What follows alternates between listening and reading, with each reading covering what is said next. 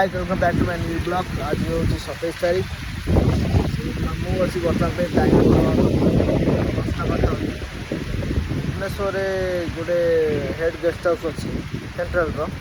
ସେଠି ସମସ୍ତେ ମୋହନ ସାର୍ ବହୁତ MLA MP ବହୁତ ପାରି ହେଉଛି ମୋ ଗାଡ଼ି ଏଠି ଗେଷ୍ଟ ହାଉସ୍ ଆପଣମାନେ ଦେଖିପାରୁଥିବେ। ଏ ଭିଜୁଆଲ୍ ପଛପଟ এইটা হচ্ছে পার্ক। এটি বহুত মাত্রা আকারে বর্ষা আসলানি আপনার ভিজুয়াল দেখছি। যদি আপনার মো ভিডিও ভাল লাগে তো লাইক শেয়ার সবসক্রাইব করে। Thank you so much. জয় জগন্নাথ, জয় কিষান, ইনকলাব জিন্দাবাদ।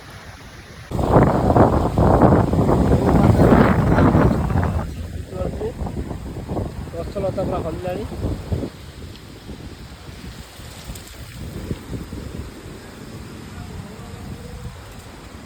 ଏଇ ମୋ ଗାଡ଼ି ଥୁଆ ହେଇଯାଇଛି। ବର୍ଷା ବହୁତ ପ୍ରକାର ହେଲାଣି।